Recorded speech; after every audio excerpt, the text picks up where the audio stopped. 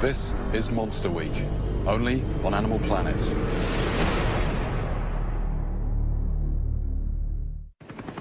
As a scientist, I was never a believer in conspiracy theories. I believe Al-Qaeda was responsible for the 9/11 attacks. I believe we landed on the moon.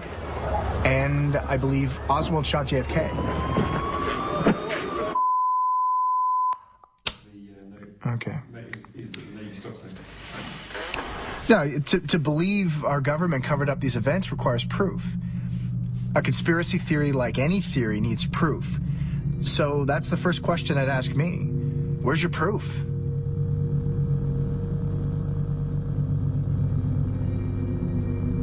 In 1997, scientists from NOAA recorded a sound in the deep Pacific. It's thought to be organic in nature and has never been identified. It's called the bloop. In the early 2000s, it was proved that the Navy beached whales while testing sonar weapons. For years, the Navy denied that they were responsible for these beachings. These are facts. And in some of the incidents, there were reports of something else washing up with the whales. In 2004, two boys were the first to arrive on a mass whale beaching in Washington State. They captured it on a cell phone. The boys claim they saw something that day. They claim they saw a body.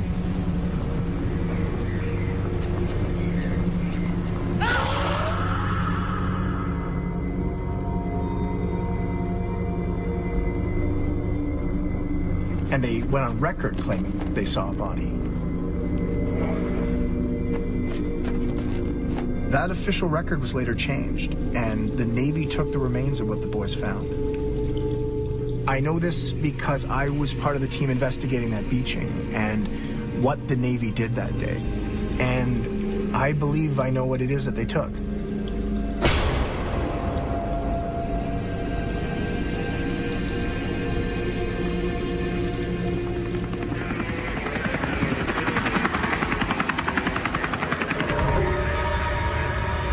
Cliffs Beach, Washington State, April 4th, 2004.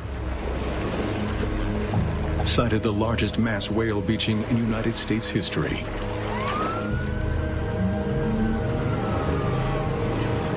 A Seattle-based research team from the National Oceanic and Atmospheric Administration is quickly on the scene to investigate the cause of the mass beaching. Heading the research was respected marine biologist Dr. Brian McCormick. In 2000, McCormick had published a landmark study that linked mass whale beachings to experimental Navy sonar weapons testing. It led to the program's suspension that same year.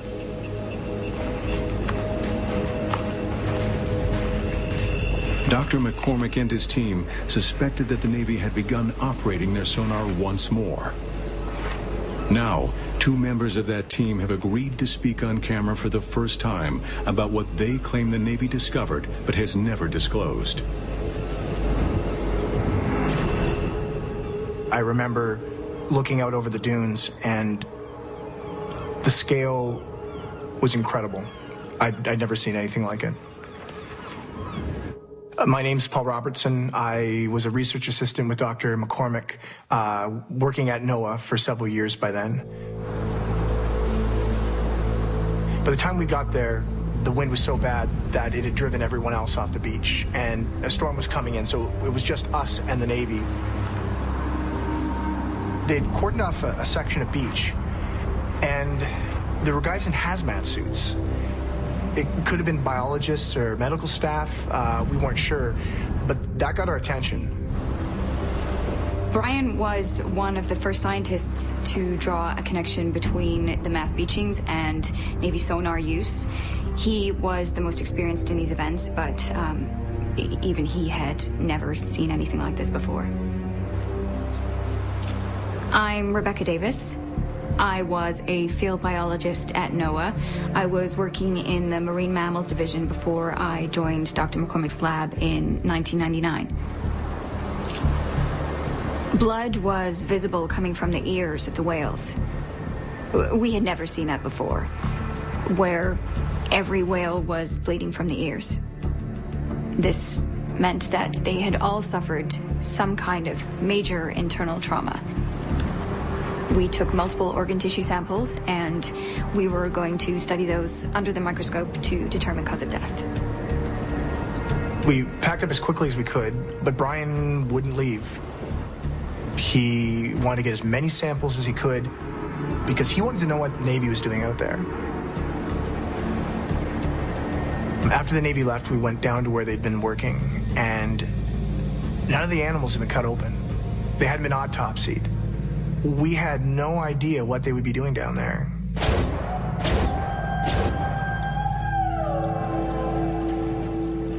In prior beachings where the Navy was implicated, the NOAA team found whales that had died from suffocation injuries. It is believed the loud sound of the Navy's sonar scared the whales into the shallows where they stranded themselves. Without water to support their massive weight, the whales' internal organs collapsed, slowly suffocating them. That's what the NOAA team expected to find in the autopsy remains. Signs of internal organ collapse. They found something else instead. When we looked at the samples, we expected to see evidence of trauma. The bleeding from the ears indicated as much. What we were not prepared for was the extent. The internal organs hadn't collapsed. What we were seeing was consistent with blunt force trauma. There were circular lesions on the samples, clear evidence of damage, and these were in every sample that we'd taken. Brian had an immediate theory: infrasound. Very powerful, ultra-low frequency sound waves that could theoretically be weaponized and potentially be used to devastating effect. They would slam into living tissue with incredible speed and incredible force. Those slides showed evidence of catastrophic impact injury that we believed was caused by a new kind of Navy sonar. A sonic blast that did more than just scare whales into the shallows. This sonar seemed to kill them. Well, Brian realized that we didn't need the tissue to test our theory. We have, NOAA has these arrays that record audio, marine life, seismic activity, and one of these buoys was very close by. So we know it was likely that we had recorded the whole event. The sonar blast, the whale reactions, everything. Well, first there was the sound of the whale vocalizations, which we expected. And then there was what we now understand to be the priming of the sonar weapon.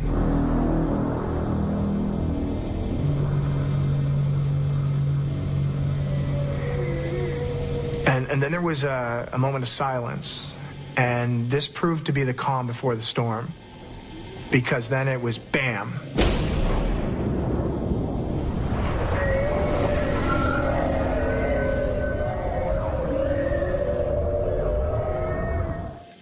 It was pretty awful to listen to.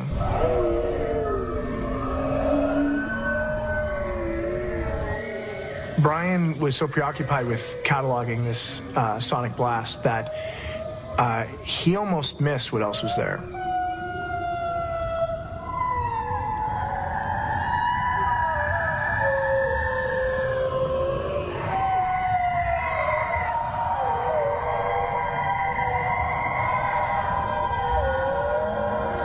There was another sound on the recording, an animal call, and we realized that this was a bloop signature, the same creature that NOAA had recorded back in 1997, but in this case, our recording was much longer. It was the most complex, intricate animal call I'd ever heard, and we had no idea what had made the sound.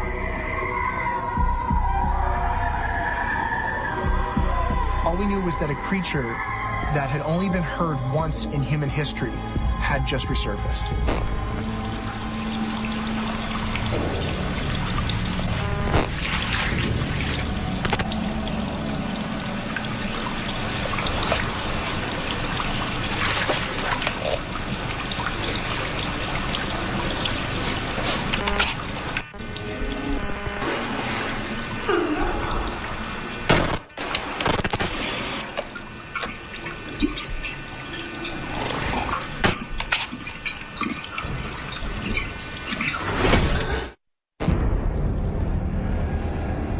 I've seen the footage that was supposedly taken in Beaufort.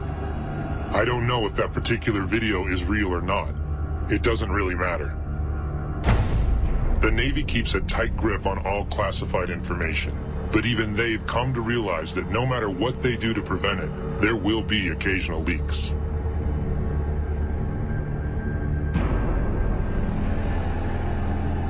And when there is a leak, they've learned how to control it. It's no surprise that the Beaufort video was immediately branded a fake.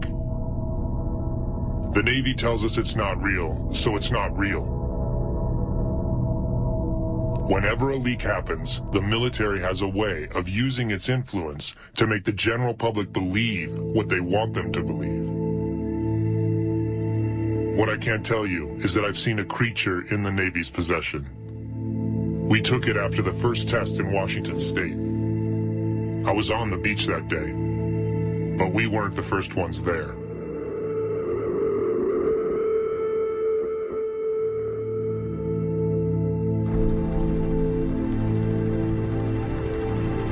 In the months following the stranding in Washington State, the NOAA team responded to a sharp increase in mass beachings along both American coasts.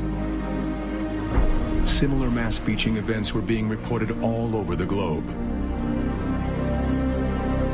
Rescuers are racing against the clock, trying to save nearly 200 pilot whales that beached themselves in southern Australia Monday. 这条长9.7米的抹香鲸，体重超过5吨，年龄在2到3岁，雄性。 6 bottlenose dolphins also beached themselves, something scientists say is very uncommon. This is the 4th incident of its kind in recent months in the same part of southern Australia, and scientists really don't know why it's happening. This was happening all over the world. So now we're following beachings elsewhere. We alerted marine agencies to what we discovered with the sonar blasts. And we begin hearing about other things. Reports of bodies washing up with the whales. Rumors of something else washing up with them. And in every case, there was always authorities on hand to control the scene. But at the time, we just wanted to stop the beachings from ever happening again. In some of these events, not only were there reports of bodies being found, but something else. These had been reported before. Not bodies, but spears. For years, deep-sea fishermen all over the world have found them. Found them in fish, caught in the open ocean. German news archives contain an interview with a fisherman who had his own experience with this strange phenomenon. Mein Name ist Hans Bauer. Ich bin im Hafen von Sutridge aufgewachsen. Ich bin schon ein Fischer mein ganzes Leben. In den 70er Jahren aus Bremerhaven haben wir Kabeljau und Stockfisch aus der Baltischen geholt. Wo wir am Aufwachsen waren, haben wir öfter so Geschichten gehört, komische Geschichten, auf was Leute in Fischen gefunden haben. Bloß, ich kam nicht daran. Ich musste warten, bis ich wirklich auf Tiefwasser in dem Bernhole war. Und da haben wir gefischt und da wurde ich plötzlich selbstbewusst darauf. Da haben wir gesehen, tote Fische. Fische mit Speeren in den Seiten. Davon habe ich schon viele gesehen. Auf einen Trip habe ich meine Kamera mitgebracht. Ich wollte Fotografien machen vom Walfischen für meinen Sohn. Auf denselben Trip, wo wir die Netze da rausbrachten, in einem Netz, da war was, hat sich so komisch bewegt und als wenn es so rausklettern wollte. Und ich bin ganz schnell gegangen, ich habe meine Kamera geholt und ich habe das Bild genommen. Ich glaube, hier ist was die Speere macht. Ich glaube, wir stören hier jemands Fischgebiet. We petitioned the Department of Defense for information, and we sought injunctions against the Navy, but it didn't get us anywhere. The Navy claimed that they were merely studying the anomalies, that they weren't the cause of them. We continued to build profiles of these events, and we went over the one thing we did have, which was the recording. We listened to and analyzed this recording I don't know how many times, and we made comparisons with whales and dolphins. But this thing, to our ears, sounded much more intricate, much more advanced. And we thought we had a reasonable chance to crack the code, but it was still beyond us. We needed help. My name is Dr. Rodney Webster. I'm currently at the University of South Florida. I specialize in animal communications. I focus mainly on the field of cetacean vocalizations, dolphins and whales. A lot of what I do in my work is I search for signifiers, which are, particular sounds to which you can attach a meaning or a mood. You and I would refer to them as words. So they're words for dolphins. What's so interesting about the 2004 recording is that I could identify literally hundreds of signifiers and arrange these into recognizable patterns. We had not gathered this kind of information in the previous 30 years of studying dolphins and whales. But that wasn't all that Dr. Webster found in their recording. I noticed that there were some pitch changes in the bloop at certain parts of the recording, so I ran a spectrogram analysis of the data and in the frequencies that were above the range of human hearing, and this is what I found. This is it at original speed, with the whale sounds removed. I then slowed the recording down into the range of human hearing. Here it is at 1/3 of its original speed.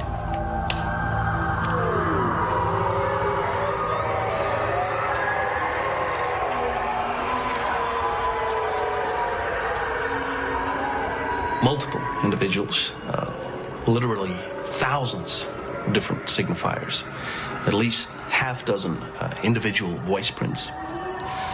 So what you see here is language. They're talking to one another.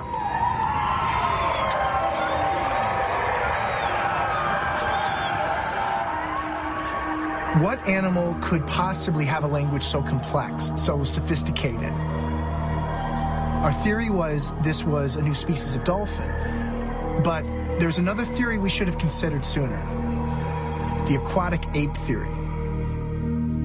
It's a theory about us, really, about where we come from.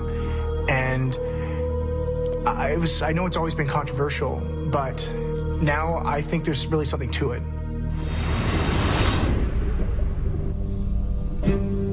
Why are we so different from other terrestrial animals? According to the theory, it's because there was a time when early humans spent much of their lives in the sea. And the traits that make us so different from other land animals are a legacy from this period. We can control our breathing like marine mammals and hold our breath longer than any other land animal. The human record for breath holding is nearly 20 minutes. That's almost as long as a dolphin can dive. Compared to our closest relatives, the apes, we have a much more flexible spine, and we have partial webbing between our fingers and toes that they don't have. These are features for an aquatic environment. Why have them unless to help us swim? And human babies hold their breath underwater automatically. They instinctively know how to swim, whereas a baby chimp or gorilla would drown. And unlike other apes, we shed our hair. Hair creates drag in water. And we have a thick layer of insulating fat that keeps us warm in water. The only other animals born with as thick a fat layer are exclusively marine mammals. Some humans are so well adapted for life underwater that they still hunt at the bottom of the sea, walking across the ocean floor. The Moken people of Southeast Asia can contract their pupils at will to control for water distortion. They actually see underwater as clearly as if they were wearing a mask. And in some places in the world, humans are still so proficient in the water that they can catch fish without hooks or nets. All these adaptations for life in the water, but we lack adaptations that are commonplace in other land animals. We shed salty tears and sweat.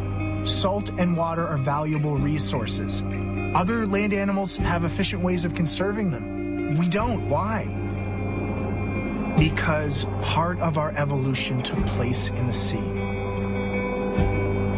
Now, this is all theoretical, but the land-to-sea transition has happened before. It's documented science. Orcas have evolved from a wolf-like ancestor millions of years ago, and there are more recent examples. 150,000 years ago, a fractional amount of evolutionary time, a group of brown bears split from the rest of their line. They evolved into a new species. They became polar bears. Polar bears are capable of holding their breath for minutes at a time underwater. They've even developed webbing in their front paws to help them swim. They are currently, before our eyes, evolving into marine mammals. And if this is happening to polar bears now, why couldn't this have happened to the human line at some point in our evolution? Could we be descended from a group of apes that were once becoming marine mammals?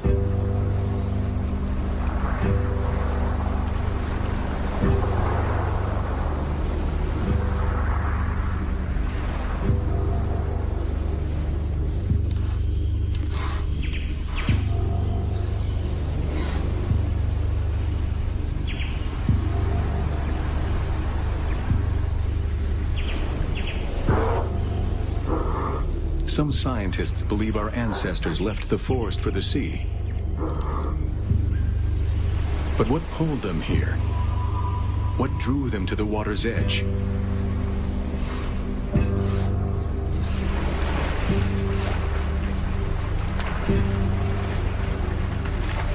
It was food.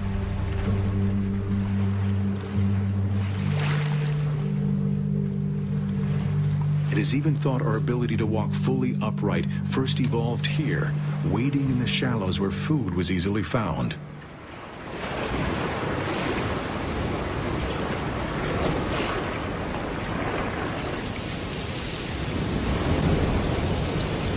The trees had been our cradle, but now we would be shaped by the sea. Over time, more human ancestors collected along the shoreline. It is even thought that this is where our advanced intelligence began to develop. Brain-building nutrients like iodine and fatty acids were abundant in the crustaceans and shellfish that could be gathered here. We were beginning to change, and so was the environment.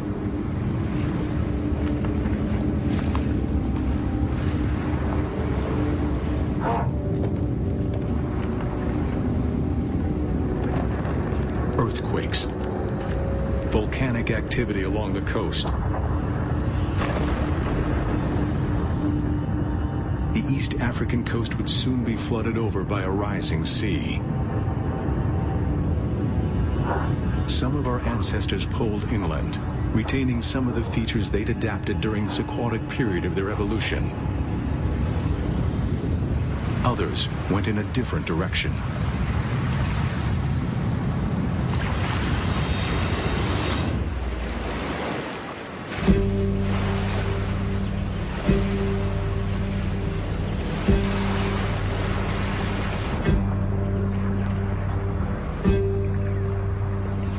If our distant ancestors spent time living in the sea, is it possible that one group split off from the rest?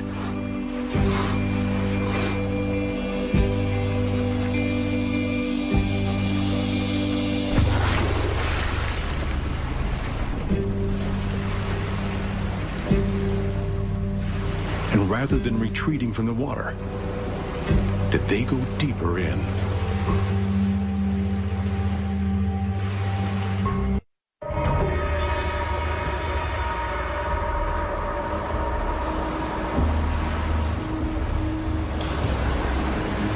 We detailed every stranding that followed the Washington State event, trying to establish a pattern of naval involvement. If we could prove that this was a new species being affected, we figured that this might give us leverage, that we could compel the Navy to divulge what they're doing and possibly stop it. We had strong circumstantial evidence, but we would need more, and that's what the South African beaching gave us. What made this beaching stand out was that our South African colleagues had made a recording of their own.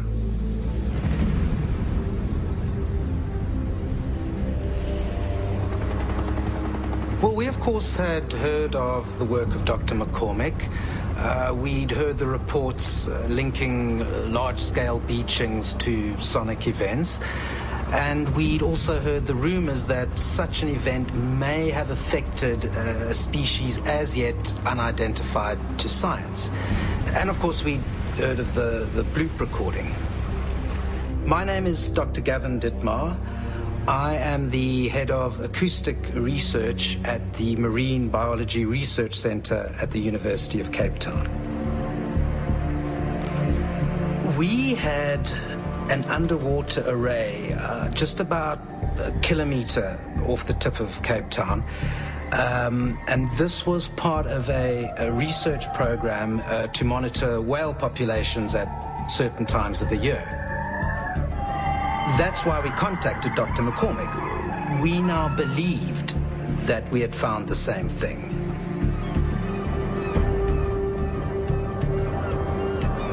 When we heard that recording, we immediately accepted an invitation to make a research visit.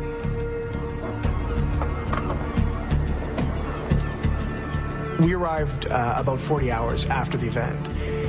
And again, we weren't the first. Other official investigators had already come and gone.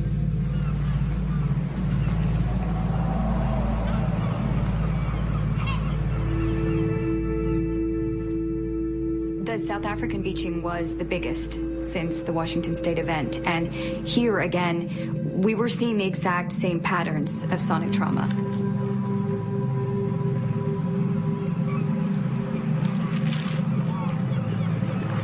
What was different in South Africa was the recording itself. Here we had another bloop signature, the same mystery creature that we had recorded. We had the same low-frequency sonic blast. But here, it was what happened before the blast that was revealing. Here was a bloop call similar to the one we recorded. It was obviously the same kind of creature. And this time, there was dolphin chatter on the recording. Not surprising, dolphins are in these waters and they get stranded in these events as well. But here there was communication, back and forth communication between our bloop creatures and the dolphins, which made us think, is it a dolphin? Is it some new species of dolphin? And from that point on, that's what we thought we were looking for. To that point, we only had acoustic evidence. But physical evidence, that was the breakthrough that Dr. Dittmar gave us.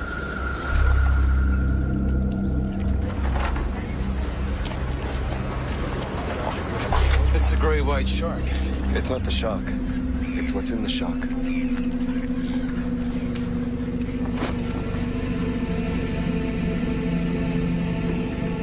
It was a mess, and it smelled pretty terrible. There were parts that looked like they might have been from a dolphin, parts that looked like they're from a seal, but no seal or dolphin we'd ever encountered. And there were other body parts too. We had no idea what we were looking at, but we thought right away, jackpot. This was something new. This was a new species.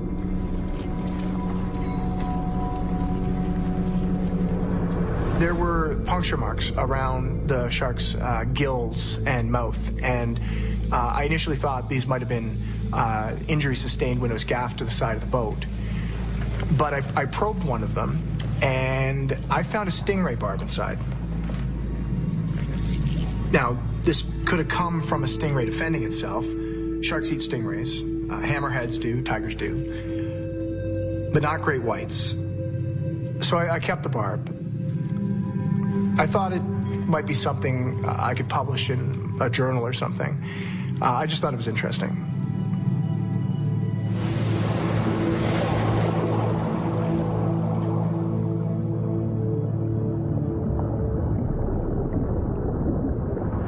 A million years after entering the sea, the aquatic apes would now be better adapted to their new world.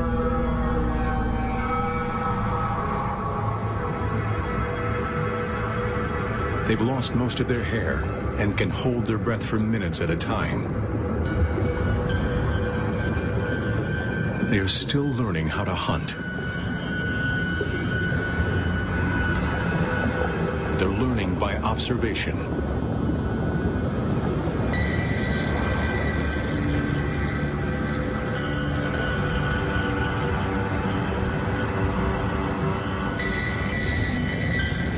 Unexpectedly, the dolphins scatter.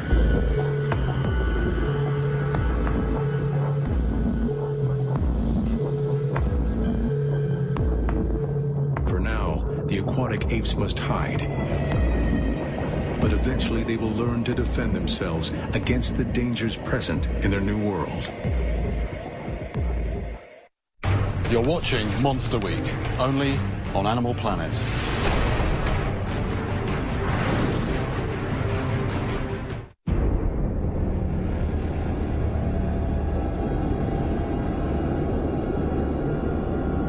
The first time the weapon was tested off the coast of Washington, it was a disaster. We were caught off guard completely by the aftermath. The beach hadn't been secured. It was left wide open to anyone who passed by that morning. Those boys happened to be in the right place at the wrong time. At first, it looked like they were going to be a problem. They refused to recant their initial statement about what they saw.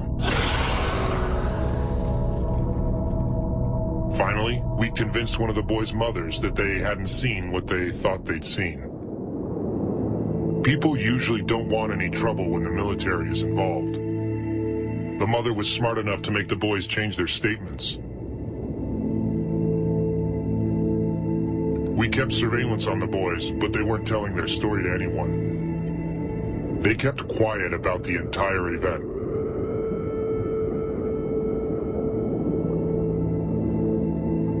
After that first test, we didn't leave any beaches unsecured again. We weren't going to let anyone else find anything.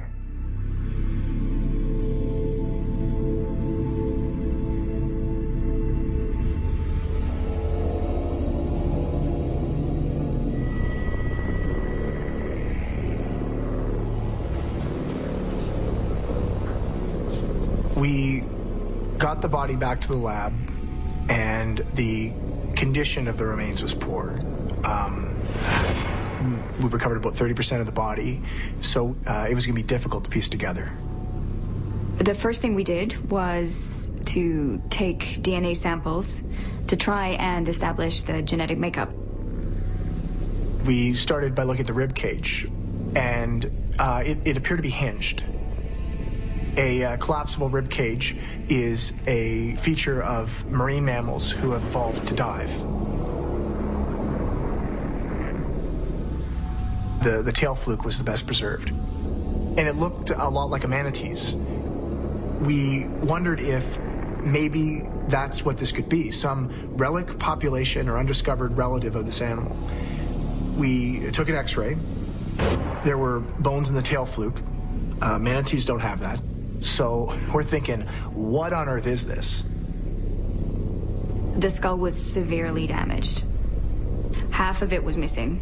But one important piece that we did have was a partial forehead plate.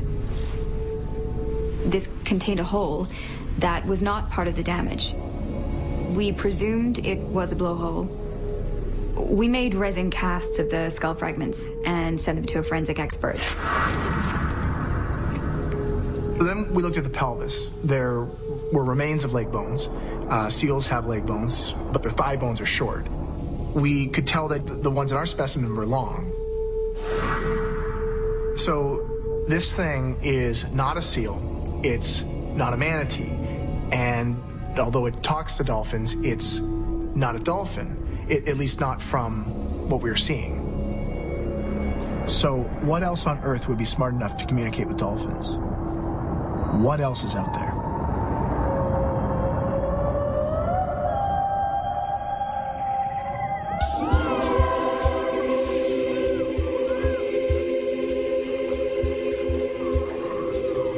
A creature that once hid in shadows now swims in open sea.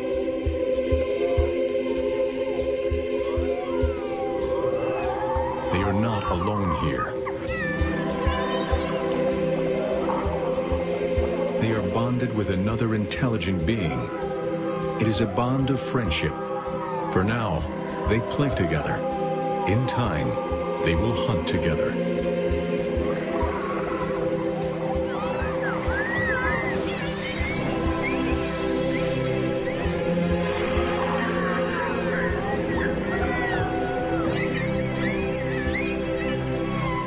Their ancestors slept in trees. They now swim through them.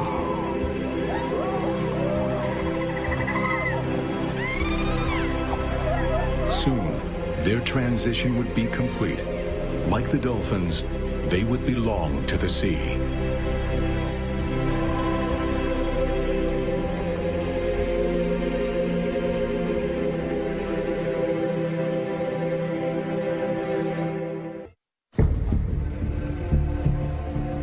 Brian and I tried to make sense of the rest of the parts. We had found a bone. It wasn't part of this animal. It had markings along it, and at the top it had a little notch carved out. We had no idea what to make of this, so we set it aside for further study. So I started working on the phalanges. Those are the bones that support the fin or flipper structure in a seal or a dolphin. It was clear that these bones couldn't be configured into either of those arrangements. We found something else. This animal had been affected by the naval sonar. The NOAA team was now certain the Navy was not only affecting whales with their tests, they were also affecting a new species. The creature's physiology gave deeper insights into its behavior. Although it was damaged in the shark attack, they discovered a large spleen. Large spleens are common features to marine mammals. It stores oxygen during deep dives. It's like having a built-in scuba tank inside them. The only reason to have this adaptation is to dive deep, to hunt for food.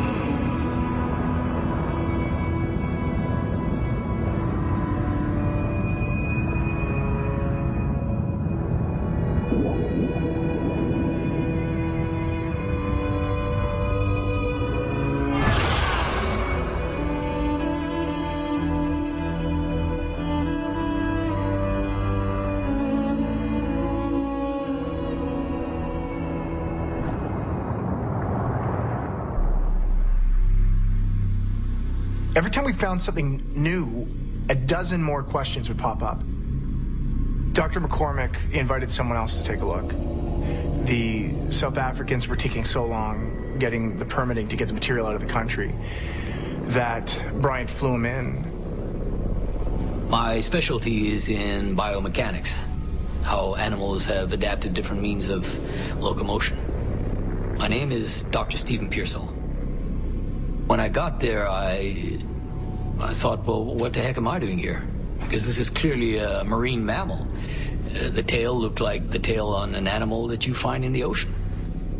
And it was only when we got the remains under the scanners that I realized that this was like no tail we had ever seen before. Looking at the hip structure, Dr. Pearsall recognizes something strikingly familiar. With humans, if you look at the top of your hips here, they have this high ridge. And these are called the iliac crests, and they're designed to support weight. I looked at this creature, and it had similar crests on its hips, and that didn't make any sense until I realized that we were looking at the scans the wrong way. We were looking at them this way, when in fact what we had to do is rotate them. That is when it became clear that this creature once walked on two legs. And there is only one animal that walks upright on two legs, that walks on 2 feet. And if this thing once stood on 2 feet, we realized... Hands. They were hands. Becky's discovery that this creature had hands. The discovery that this creature once walked upright on land like us because it was one of us. That changed everything. That bone had been worked on. It had been carved by hand.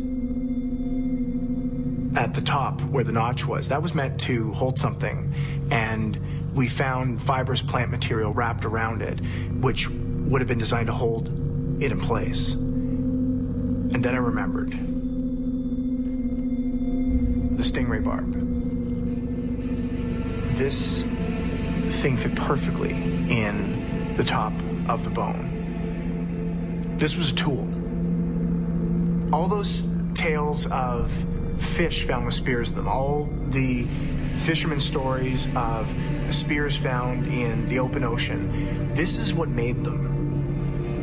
We have something that makes tools. This thing has figured out how to disarm a stingray, use its spine to kill fish.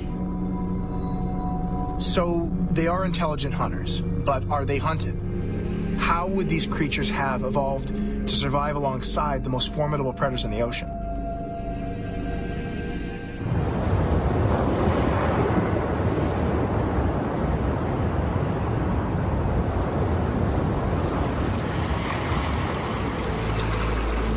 Land, covered in glaciers. Land must seem a cold and foreign place to them now.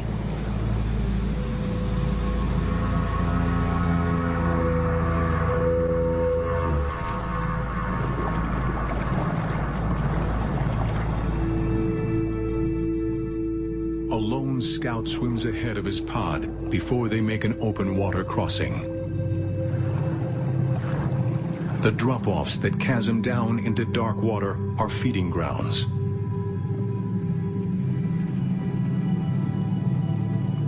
Whales gather here.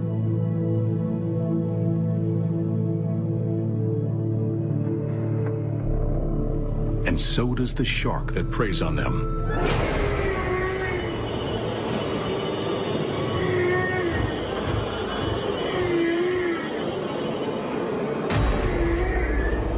Megalodon, a shark as big as a whale, a shark that ate whales. 1.5 million years ago, the creatures would have confronted the greatest monster to ever rule the seas.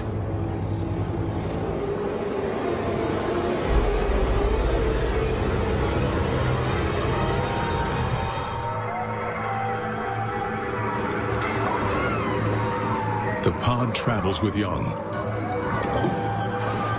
They must be protected at all costs.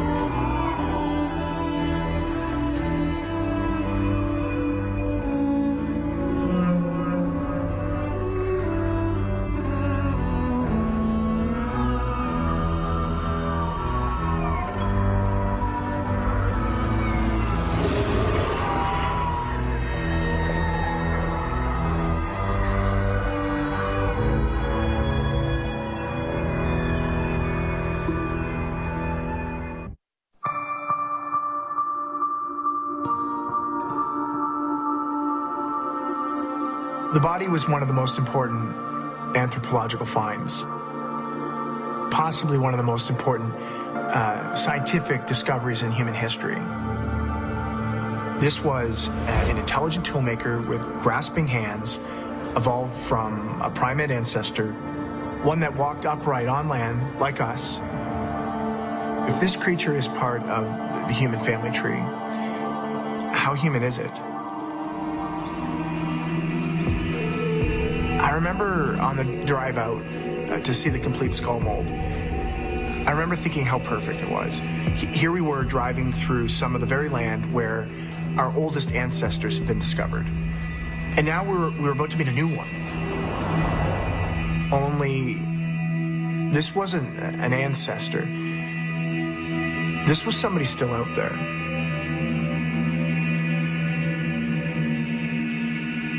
My name is Dr. Leanne Fisser.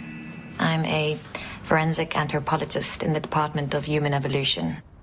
I reconstruct the appearance of an individual based on fragments of skull and other bones.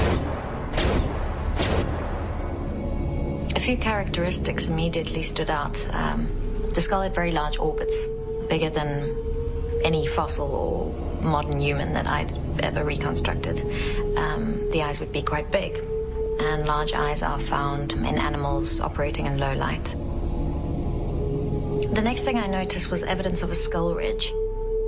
Such skull crests are found in some of our relatives, but not in modern humans. Apes have them, and they're also found in some of our early ancestors.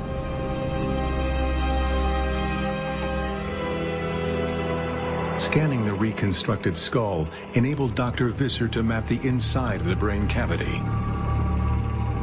She discovered that the parts which in humans correspond to sound interpretation were greatly enlarged. The opening on the frontal skull fragment was connected to an extensive series of sinus cavities. The shape and features of the skull revealed to us just how elaborate the creature's acoustic capacities really were. The concave shape in the front of the skull indicated that it had a melon, the specialized mass of fatty tissue that enables dolphins and other whales to echolocate. It wasn't a blowhole. This wasn't used for breathing. It was used to channel sound. The skull reconstruction proved it could do this, that this creature could echolocate. This was the creature that had made the sound. The calls had never been identified.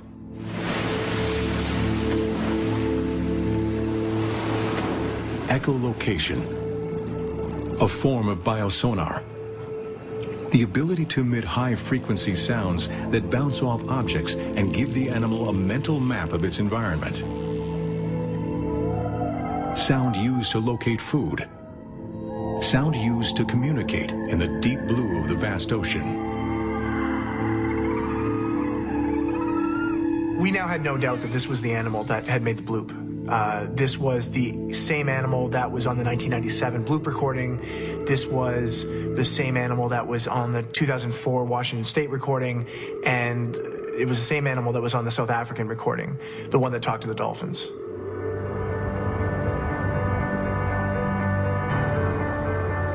The creatures in the dolphins call to one another. Call one another to the hunt. The sardine run. Almost every predator in the ocean will converge on a miles-long caravan of migrating fish. But only two will work together.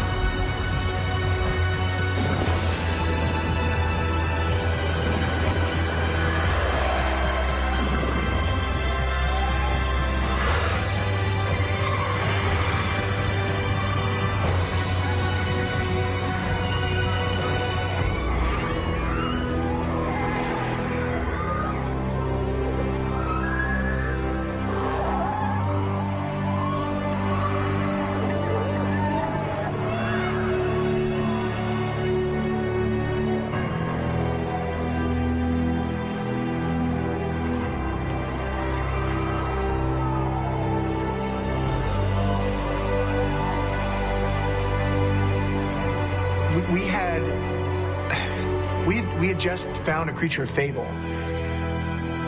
I mean, that's what we were looking at. All of us had been wanting to say it for days, probably weeks. But scientists aren't supposed to believe in fairy tales. And what we were looking at was a mermaid. Monster Week continues next, only on Animal Planet.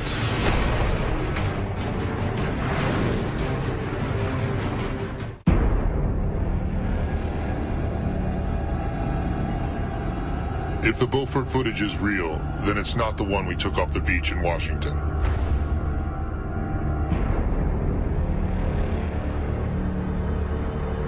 That one was in no condition to be transported. I saw what those boys saw. I know what they reported to the Navy was accurate.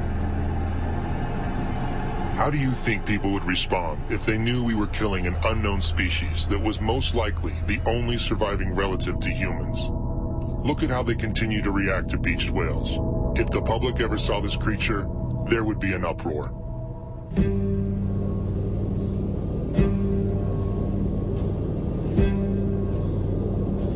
So I asked myself, how could this thing stay hidden so long? Then you realize that the surface of the moon has been explored more than the deep oceans. And you look at the fact that even to this day, there are still large animals being discovered. There have been 2 new species of whales discovered in just the past decade. These are 30-foot, 40-foot long animals that have never been seen before, never been recorded. Giant animals found for the first time ever in just the past 10 years. So yeah, it's possible. It's still possible to stay hidden. But of course, this animal we found had been recorded before. We have no record, we have no scientific record of them, but there's another record. We know them. We've known them all along.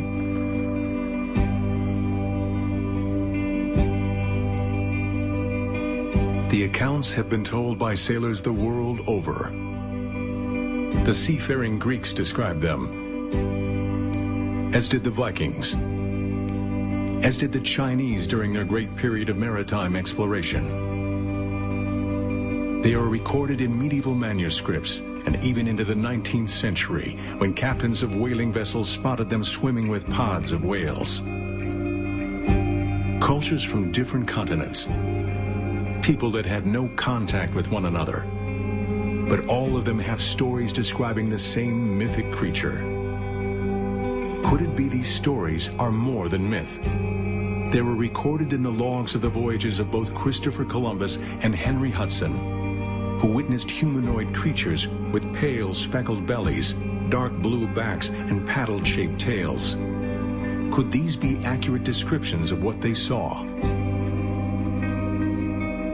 Could other historical evidence provide new insight, like these 16th century Italian drawings, once thought to be depictions of a human medical anomaly? These sketches may now tell a very different story.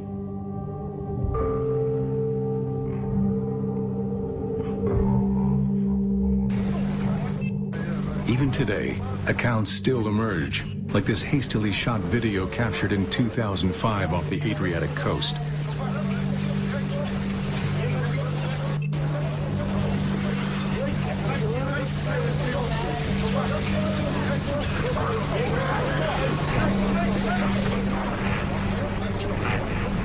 This most recent sighting comes from deep-sea fishermen. The most ancient can be found in a desert left behind by a departed sea.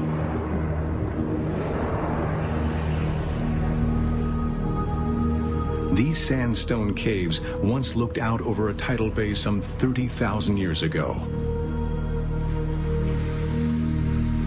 The water has receded, but the memory of the people who live there remains, recorded in ancient paintings that cover the cave walls.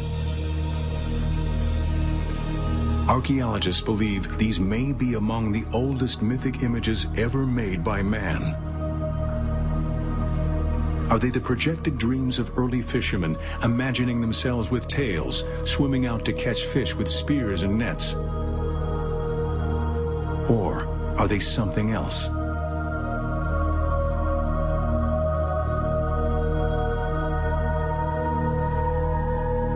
Early humans fought savagely over hunting and fishing grounds. Force was used against rival tribes and against any other competitive threat to a valuable food source.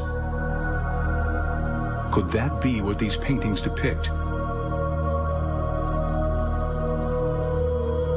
Could these paintings be a record of mankind's conflict with creatures that are now relegated to myth? Did we drive them into extinction? Or did we drive them into hiding?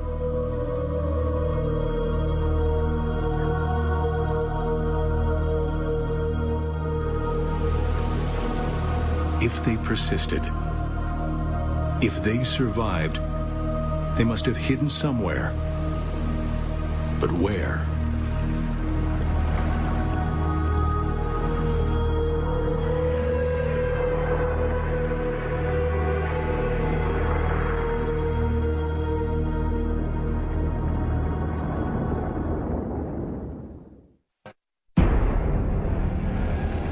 We knew what they had. We knew what they had before they knew what they had. We'd been trailing McCormick's NOAA team since 2004. We followed them to South Africa. We knew what they found was the same species we'd taken off that beach. They had evidence that would bring down the operation. They had physical evidence that could stop us. Do you think we were going to let that happen?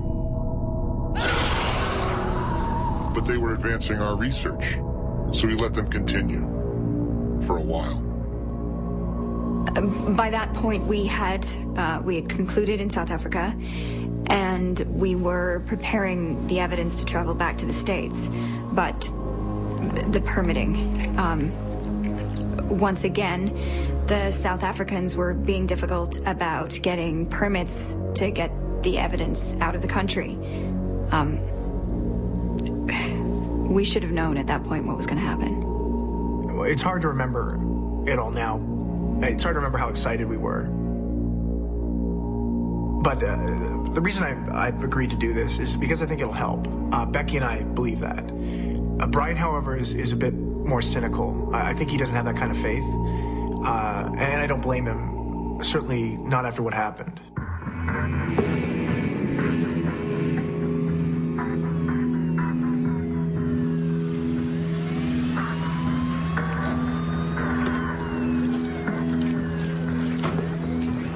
What the hell's going on here? Where did you get this from?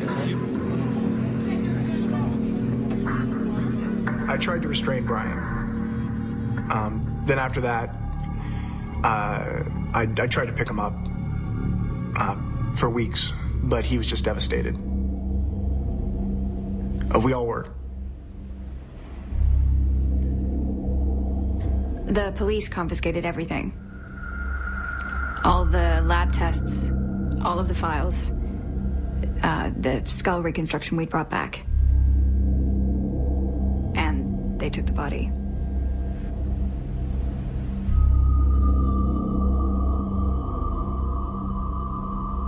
Well, I've certainly never seen anything like it before, and I've worked here for 20 years. This was unprecedented. This was not some normal police raid. This was a slick operation. They came early in the morning when they knew no one would be around. They had all the right documentation. Confiscation of a discovery of national importance. I mean, I've never heard of that before. We knew who did it. I mean, we all know who is really behind it. The tests, the sonar tests. We prove this, and they have to stop the testing. They have to acknowledge that they have a sonar weapon. And who knows what else they'd have to acknowledge.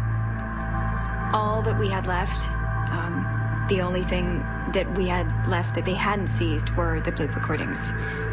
They couldn't take those. Those were already a matter of public record. We were so focused on everything that we'd lost that the government had taken that we didn't realize that everything we needed was in those recordings. The recordings would prove to be everything.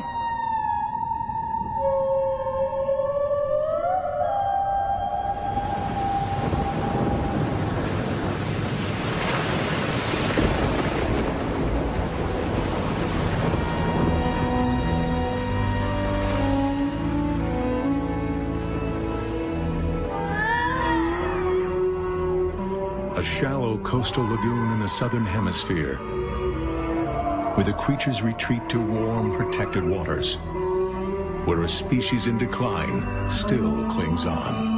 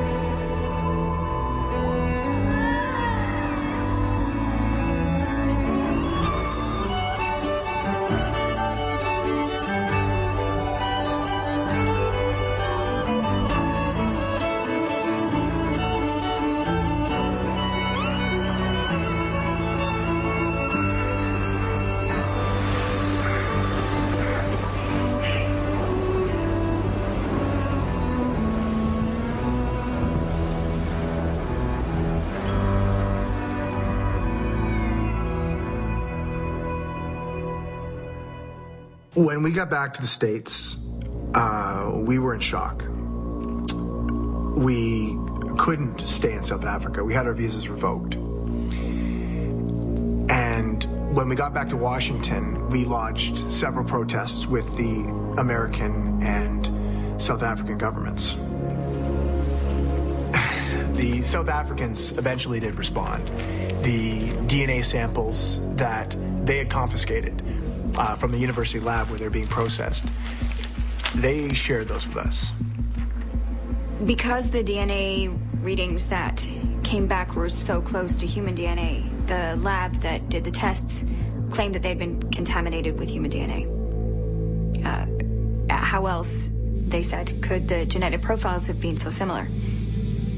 They discredited the results, and they destroyed the samples. The feeling was like something out of Orwell. This was Big Brother. They were rewriting history, basically writing this creature out of existence. And the question I asked myself is, why?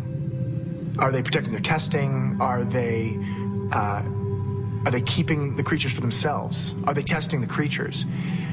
We don't know. Well, we still don't know. All we had now was time. We just kept poring over it. The beachings with reports of bodies washing up on shore,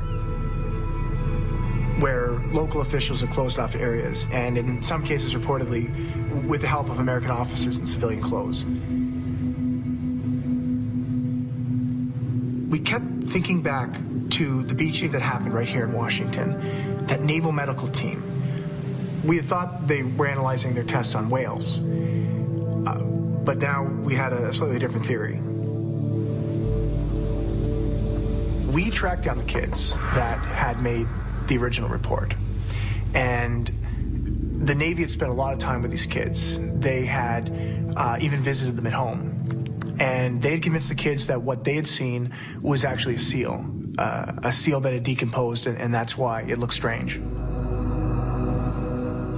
The boy had drawn a picture of what he saw. Now, nobody outside of the scientists we worked with or the government officials that had confiscated our materials could have known what the skull reconstruction looked like. But this kid had a drawing of what he had seen, and it was a match. He had seen the same thing. And that's not all we saw. The boy's mom agreed to show it to us. They hadn't shown it to anybody. The Navy had not thought to check the kid's camera phone. Now, that's not the first time the military's gotten caught by a camera phone, but back then, most people didn't even have them. I doubt the investigating officer even bothered to check it. This kid had kept it. He'd kept it all that time.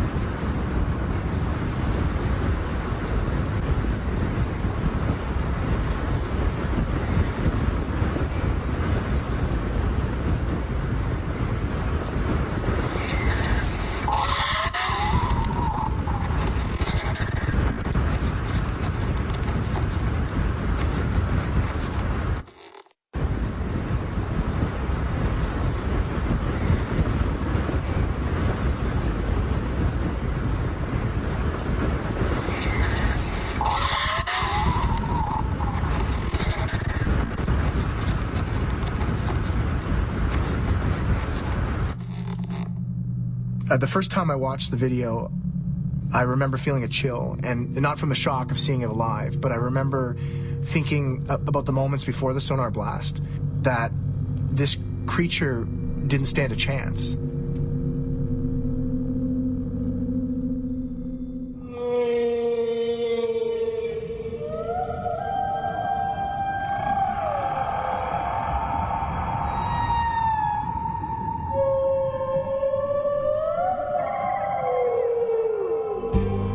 The mermaids travel with whales. They migrate from warm southern waters where, like the whales, they give birth to their young. Now they make their way to the northern feeding grounds. Whales offer protection from orcas and open ocean sharks. And females with young can draft off them, conserving energy as they swim up the long length of the Pacific coast.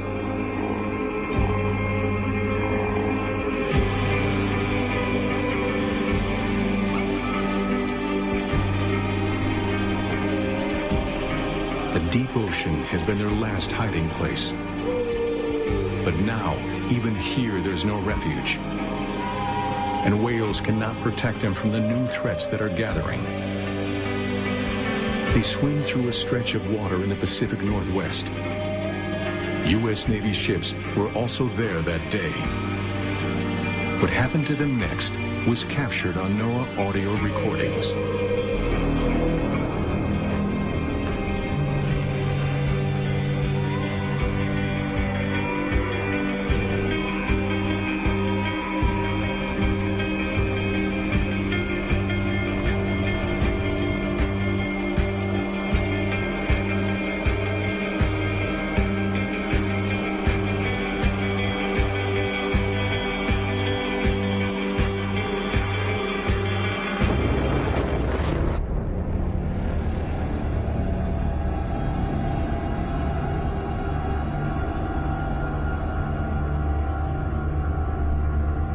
We never found another living one.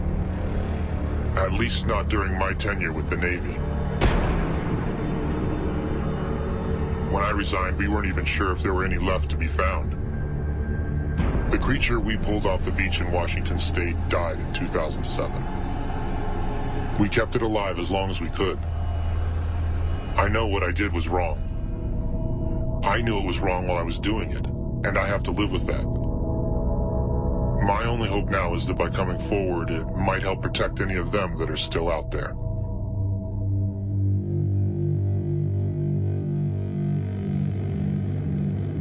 We knew that they were washing up with the whales.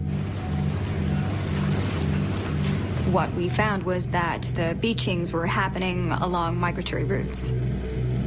They didn't just associate with the whales. They migrated with them. We were going to try to make contact.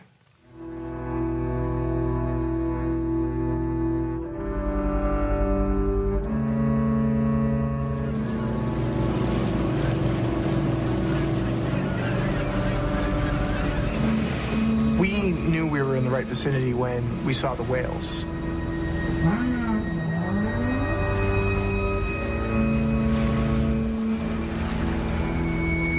And we started the recording, and we waited to see if there was anything out there.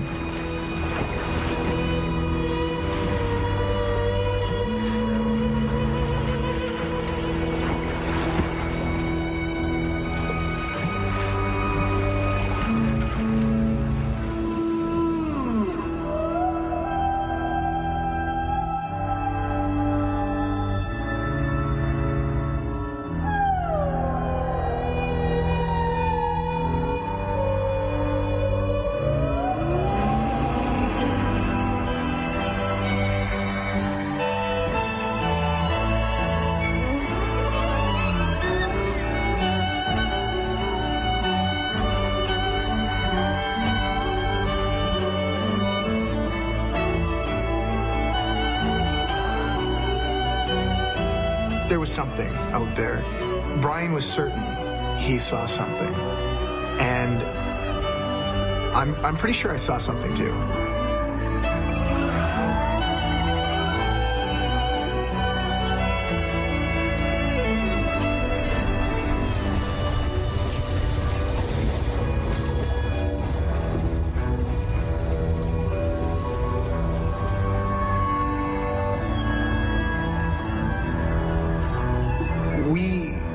activities were being observed. I mean, this was Big Brother. And anything we would have recorded that day, we weren't going to be able to keep. We were not going to get the story out that way.